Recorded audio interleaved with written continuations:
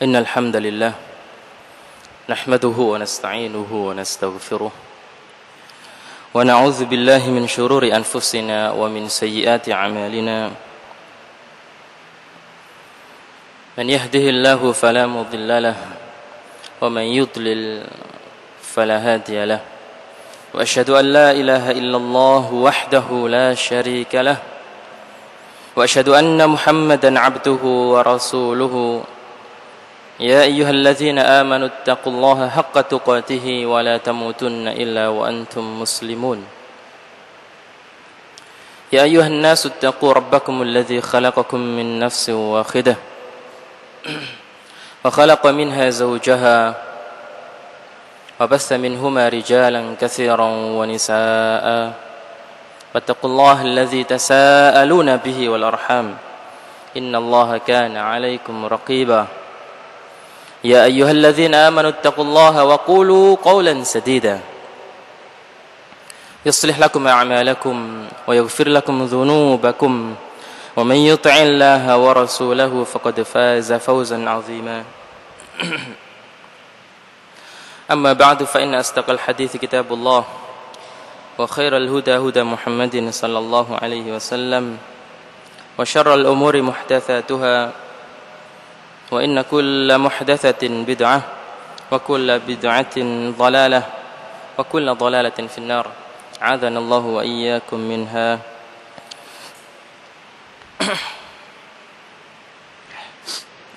Alhamdulillah, saudara sekalian, kita bisa berjumpa kembali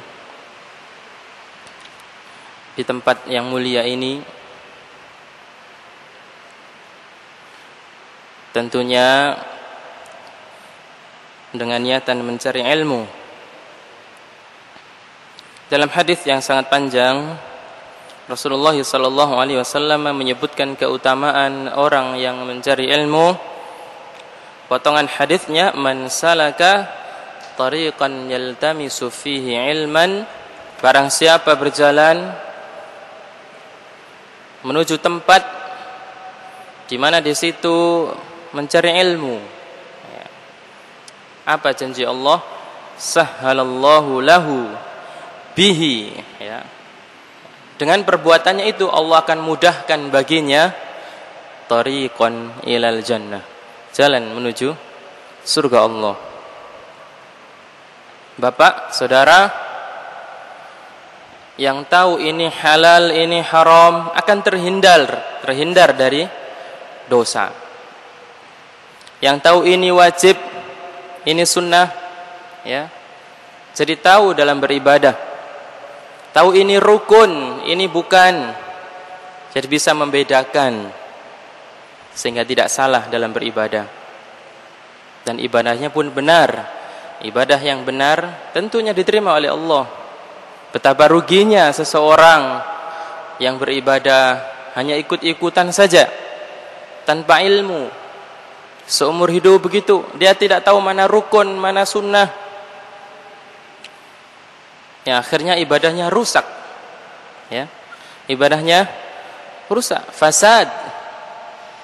Ibadah yang rusak tidak membuahkan apa-apa, ya. Maka di kemudian hari jadi tidak mendapatkan apa-apa dari ibadahnya itu, sebab dia tidak mau menuntut ilmu. Padahal Allah sudah perintahkan menuntut ilmu adalah wajib hukumnya bagi setiap muslim, ya. Tayyib, alhamdulillah. Pada pertemuan yang lalu telah kita baca sebuah hadis yang cukup panjang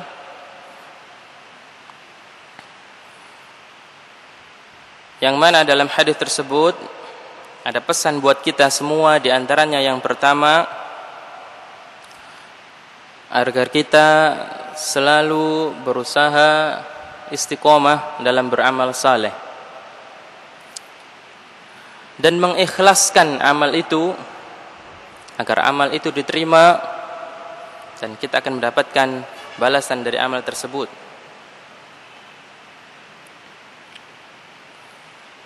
Kemudian yang kedua, Kita dilarang untuk membanggakan diri apabila sudah pernah beramal ini dan itu. Saya sudah ini dan itu. Apalagi yang sudah haji.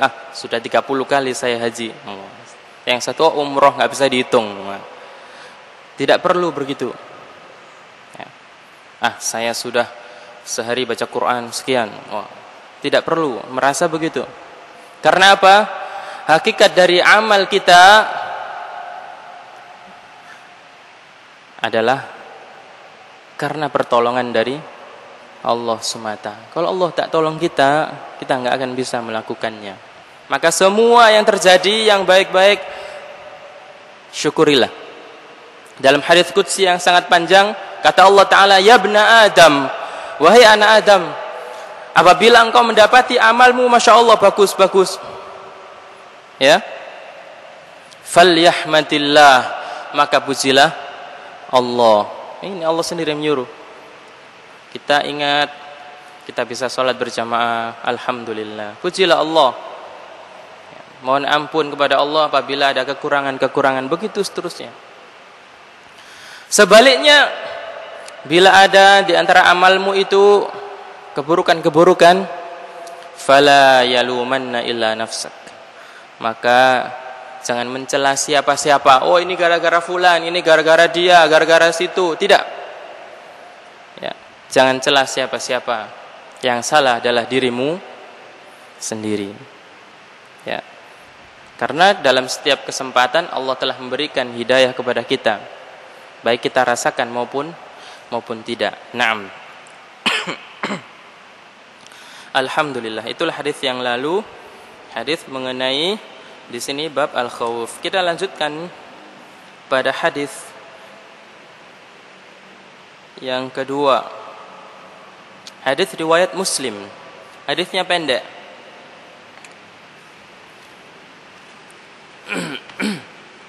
Mohon maaf ini suaranya harus didorong kencang ini. Dari Abdullah bin Mas'ud juga, kata Abdullah bin Mas'ud, Rasulullah sallallahu alaihi wasallam bersabda, "Yu'ta bi jahannama yawma idzin laha 70,000 zimam. Ma'a kulli zimamin 70,000 malakin yajurrunaha." Rawahu Muslim. Hadis riwayat Muslim. Yang artinya yu'ta bi jahannama yawma idzin. Pada hari kiamat didatangkan Jahannam, yaitu neraka. Jahannam, Jahim, Sa'ir, Saqar, Ladha, itu neraka, nama-nama neraka. Nah, Jahannam ini laha 70,000 zimam. Dia memiliki 70.000 tali kekang. Ya, bayangkan. Bapak yang pernah naik kuda, talinya kiri kanan saja. Itu pun yang megang cuma satu. Ya, satulah tali kekangnya. Sementara Jahannam tali kekangnya ada 70.000. Ini tiang ada berapa ini? 1, 2, 3, 4, 5, 6, 7, 8, 9, 10 apa? Enggak sampai 100. Ini masjid segini cukup tiang segini saja. Nah, Jahannam ini punya 70.000 tali kekang. Ma'a kulli zimamin 70,000 malakin yajurrunaha. Setiap satu tali dipegang oleh 70.000 malaikat. Tali ini gede nih sak piro? Ya enggak tahu. Malaikat ini ya untuk mengangkat arsy-nya Allah Ta'ala. Mau tahu arsy-nya Allah Ta'ala? Kalau ada ustadz dulu membahas tentang ya ayat kursi, ya, maka dijelaskan dalam tafsir Ibnu Katsir. Kalau anda mau tahu arsy-nya Allah Ta'ala, maka kata Rasulullah Sallallahu Alaihi Wasallam, seandainya langit semua yang segini luas itu ditaruh di kursinya Allah, ya, maka seolah-olah langit ini adalah sebuah cincin yang ada di padang pasir. Kursi Allah jauh lebih luas daripada langit semua ini. Begitu pula seandainya kursi itu ditaruh di arsy-Nya Allah Ta'ala, maka seolah-olah kursi itu adalah sebuah cincin yang ada di padang pasir. Arsy-Nya Allah sungguh besar. Butuh berapa untuk mengangkat arsy-Nya Allah? Cukup 8 malaikat saja. Ya. A'udzubillahi minasyaitonir rajim. Wa yahmilu 'arsya rabbika fawqahum yawma idzin thamaniyah. Nah, itu kan. Nanti ditampakkan arsy Allah Ta'ala itu dibawa oleh 7 malaikat. Maaf, 8. Thamaniyah. 8 malaikat. Nah, ada kesalahannya. Wis, arsy yang sak gitu gedenya cukup 8 malaikat. Sak piro gedene malaikat? Bayangkan sendiri. Sementara untuk Jahannam Allah butuhkan tenaga, yaitu 70.000 kali 70.000. Ya, yang pintar matematika hitung sana. Rawahu Muslim, hadis riwayat Muslim. Kalau Bapak baca surah An-Naba misalnya, apa itu? An-Naba. Pada ayat yang ke 30, ada yang hafal An-Naba nggak di sini? Mimin sudah hafal ya? Lupa. Saya juga lupa kalau di sini. Nanti baca sendiri. Inna jahannama kanat mirsada. Bukan 30 ya, itu mau ke situ. Littaghina ma'aba labithina fiha ahqaba la yadhuquna fiha bardan wala syaraba illa hamiman wa ghassaqa jazaa'an wifaqa innahum kanu la yarjuna hisaban wa kadzabu bi ayatina kadzdzaba wa kulla syai'in ahsainahu kitaban fadzuqu falan nazidakum illa 'adzaba. Nah, ini 10 ayat yang ketiga ya. Berarti ayat berapa? 21 sampai dengan 30. Allah ceritakan inna jahannama. Hadis tadi yu'ta bi jahannam. Sama Allah ceritakan dalam surat An-Naba, kanat mirsada. Tahu mirsad? Kalau Bapak di mal-mal itu ada mirsad. Di sini dipasang CCTV, wah gitu. Itu mirsad. Pengintai. Kata Allah Ta'ala, Jahannam itu mengintai. Mengintai siapa? Littaghina ma'aba. Taghin. Yaitu orang-orang yang melampaui batas. Melampaui batas. Allah punya batas. Allah punya pagar. Diterjang. Ini haram, diterjang. Ini melampaui batas. Ini iman, ini kufur. Ya. Semua manusia lahir dalam keadaan suci. Kemudian dia melampaui batas, ikut kafir. Ya. Maka orang-orang seperti itu diintai oleh Jahannam. Labithina fiha ahqaba. Ya. Labithin, menetap. Yakni Jahannam ini adalah tempat menetap bagi orang-orang yang melampaui batas tadi. Berapa lama? Ahqaba, kata Allah. Berabad-abad lamanya. Kalau ahqaba bicara tentang neraka, ahqaba di sini 1 abad, bukan abadnya kita. Kalau abadnya kita 100 tahun selesai. Tapi abadnya Allah Ta'ala di akhirat, yang 1 hari hampir sama, ka'alfi sanatin mimma ta'udun, hampir sama dengan 1000 tahun lamanya. Ya. Dan seterusnya, Bapak baca ayat itu juga di surat Qaf, surat-surat yang lainnya. Tadi Imam juga baca surat Idza zulzilatil ardu zilzalaha. Itu kalau disamakan dengan surat yang lain, Al-Anbiya misalnya, ya ayuhan nas ittaqu rabbakum inna zalzalatas saati syai'un azim. Nah, surat tadi dikesituin. Gak kuat nanti makmumnya. Yauma tarawunaha tadhalu kullu murdi'atin amma arda'at. Ketika zilzal tadi terjadi, goncangan tadi, maka semua ibu-ibu yang menyusui anaknya, mereka buang anaknya. Karena saking dahsyatnya tsunami, yang gendong anak masih di bawah sean. Oh, lari nak, meskipun dua-duanya kena nanti. Tapi kalau sudah zilzal nanti dibuang ini anaknya. Tadhalu, dilepaskan, ditinggalkan. Wa tada'u kullu dzati hamlin hamlaha. Yang hamil 1 bulan, 2 bulan, 3 bulan semua dikeluarkan hamilnya. Berguguran janinnya. Ya. Kalau ada gunung meletus, misalnya, belum tentu penduduk sekitar yang hamil langsung brojol. Tapi kalau sudah zilzal hari kiamat yang sesungguhnya, maka semua yang hamil berguguran kandungannya dan seterusnya. Tayyib. Ini Rasulullah sallallahu alaihi wasallam menggambarkan, menginformasikan kepada kita, itulah jahanam. Ya. Hadis sahih riwayat Muslim. Karena bab ini adalah bab al-khauf, supaya kita takut. Oh, Masya Allah, begitu ya jahanam. Itu. Ada seorang rahib yang dia diuji oleh Allah Ta'ala malam-malam.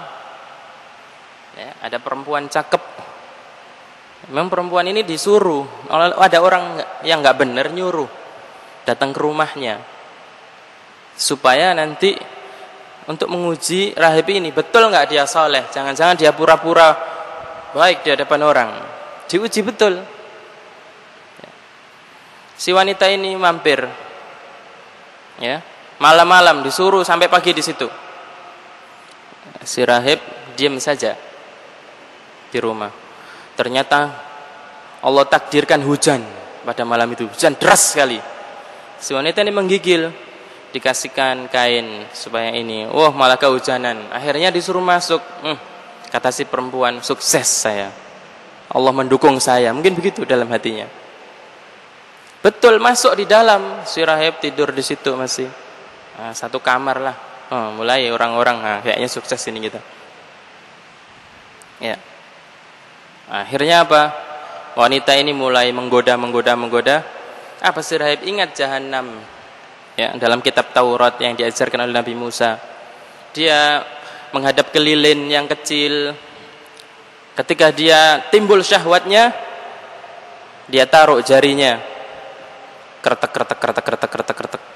sampai matang. Ya Allah, panas jahanam. Ini api dunia, jahanam lebih panas. Tenang hatinya, enggak tergoda. Waktu berlalu, tergoda lagi. Jari yang kedua ditaruh di api. Kretek. Cus. Begitu, kayak sate gitu. Kita begitu enggak? Sampai pagi habis jarinya ini.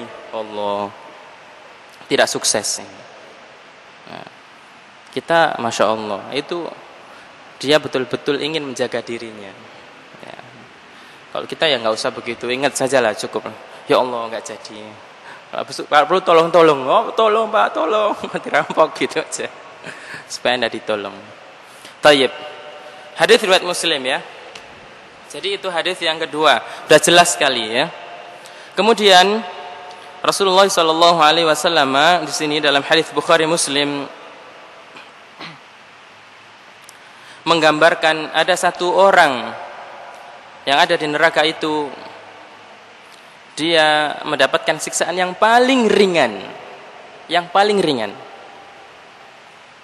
Kata Rasulullah Shallallahu Alaihi Wasallam, Inna ahwan ahlin nari azaban yaumal qiyamah la rajulun yudha fi akhmasi qadamaihi jamratani yaghli minhuma dimaghuhu. Apa siksa paling ringan?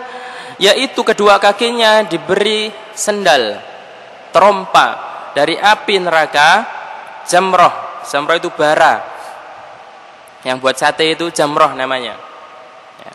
Yang menyala. Kalau yang hitam belum nyala itu masih arang. Tapi yang sudah menyala namanya jamrah. Ditaruh jamratan di kakinya. Yaghli minhu ma timaghuhu. Saking panasnya, kedua otaknya mendidih. Ya, otaknya mendidih. Ma yara anna ahadan asyaddu minhu adzaban. Orang ini ya merasa bahwa tidak ada di neraka ini yang paling berat kecuali saya siksanya. Coba. Ma yara anna ahadan asyaddu minhu adzaban. Padahal itu siksa yang paling ringan kata Rasulullah, wa innahu la ahwanuhum adzaban. Padahal itu adalah siksa yang paling ringan. Yang disiksa tadi merasa saya adalah orang yang paling berat siksanya di neraka ini. Padahal itu adalah siksa yang paling ringan. Muttafaqun alaih, riwayat Bukhari dan Muslim. Dalam hadis lain tidak disebutkan di sini kata Rasulullah SAW, takutlah kepada Allah dan ingatlah kalian tidak akan kuat menghadapi jahanam dan kalian pasti kuat menahan godaan nafsu. Coba perhatikan. Kalian pasti kuat menahan nafsu dan kalian tidak akan kuat menghadapi jahanam, kata Rasulullah sallallahu alaihi wasallam. Artinya apa? Sehebat apapun godaan datang pada kita, sungguh manusia mampu mengatasinya. La yukallifullahu nafsan illa wus'aha. Jelas itu. Dalam ayat yang lain, la yukallifullahu nafsan illa ma ataha. Dua. Yang ketiga, la tukallafu nafsun. Tadi nafsan. La tukallafu nafsun illa wus'aha. 3 kali yang saya tahu di Quran Allah Ta'ala tegaskan dalam berbagai masalah yang berbeda. Kata al-wus'u misalnya segini, kemampuan kita, al-wus'u wus'un, maka yang Allah berikan ujian kepada kita masih di sini. Bukan di luar kemampuan kita, tidak. Semua yang Allah uji kepada kita saat berat apapun, dibunuh, dibakar kita misalnya, tetap di dalam kemampuan kita. Ya. Coba Bapak melihat misalnya ada orang ditembak mati misalnya. Sebelum ditembak koyok-koyok, takutnya luar biasa. Setelah mati selesai, ya kan? Begitu saja.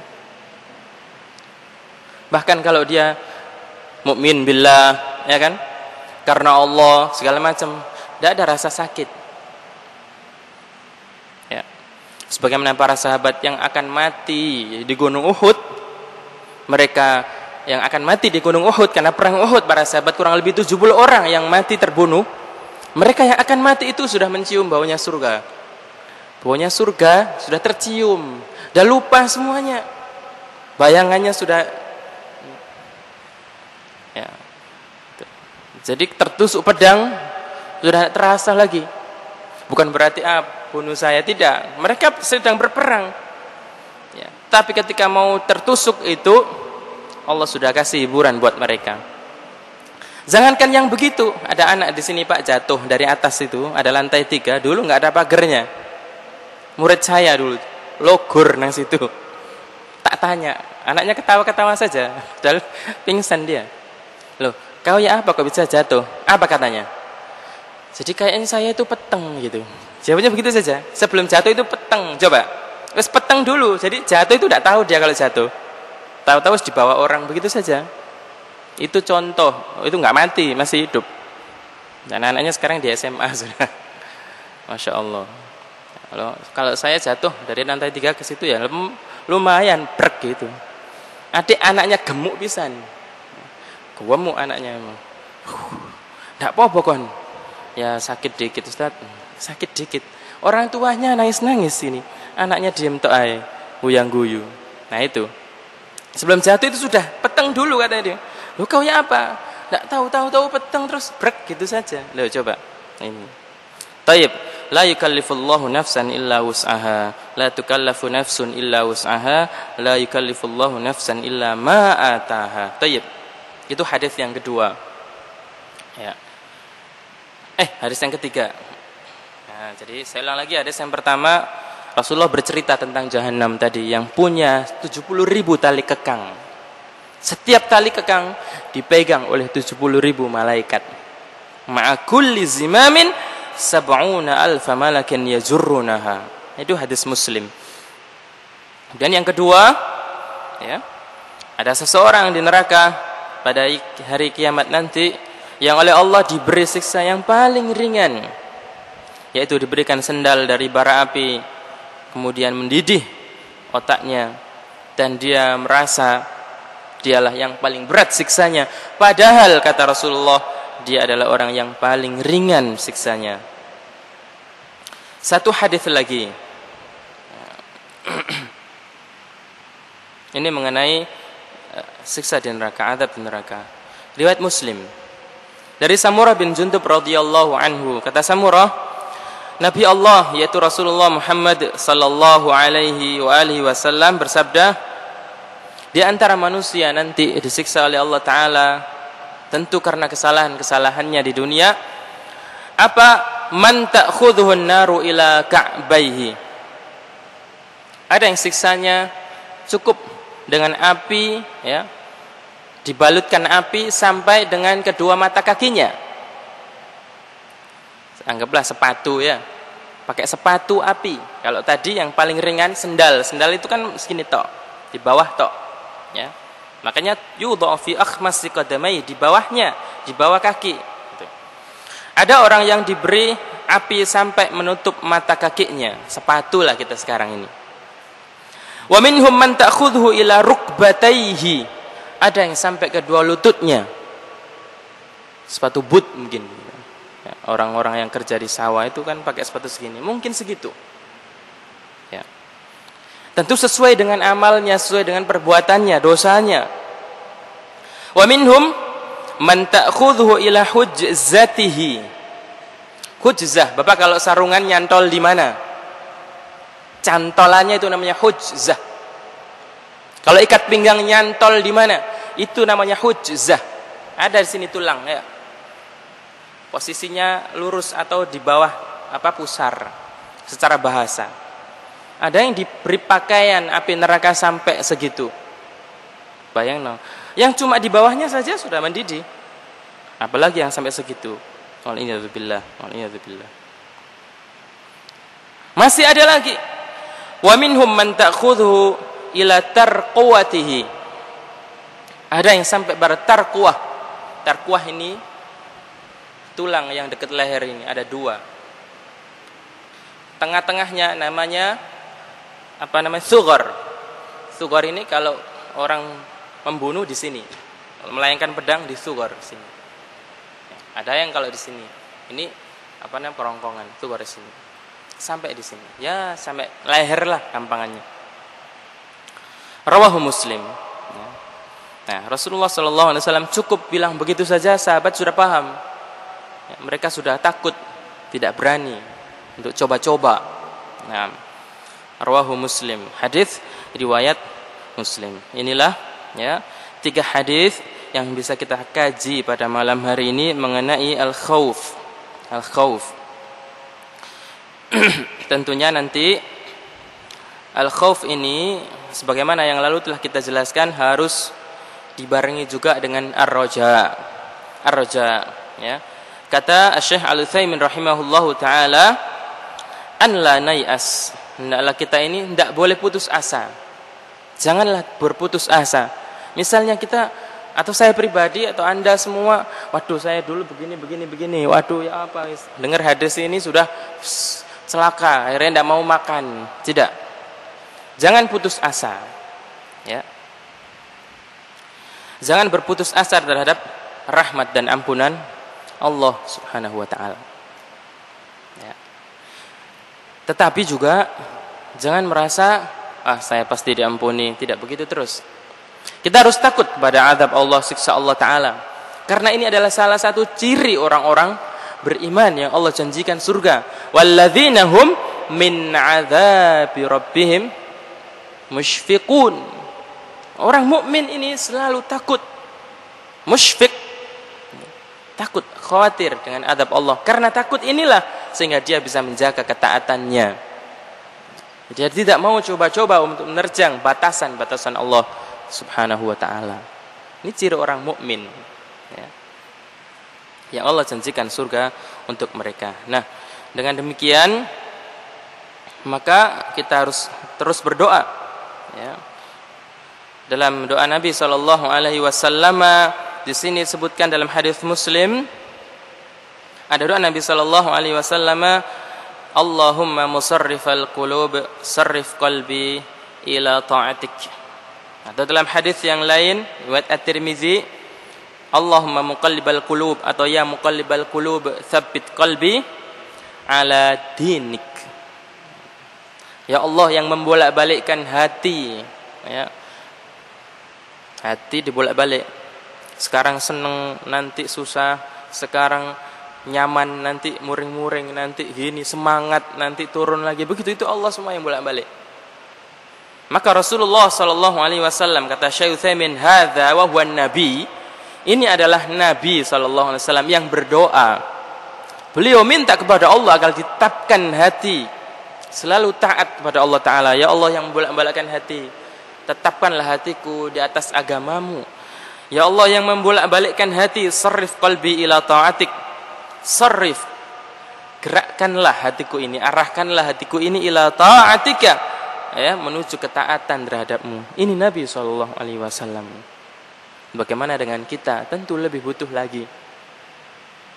Kita salah, tidak ada wahyu yang menegur kita, kecuali bapak menikah dengan Bu Wahyu, jadi ada yang menegur.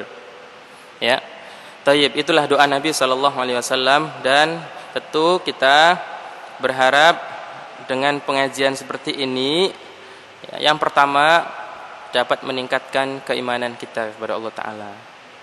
Ya. Yang kedua, membuat kita menjadi semakin semangat dalam beribadah. Wa'bud rabbaka hatta ya'tiyakal yaqin. Ya. Di surat apa itu? Al-Hijr ayat ke-99. Dan sembahlah Tuhanmu sampai datang yakin, yakni al-maut, kematian kepadamu. Sebelum mati jangan pray Anda sembahyang. Sebelum mati jangan pray Anda puasa. Saya bosan puasa, mulai kecil sampai SMA puasa. Jangan.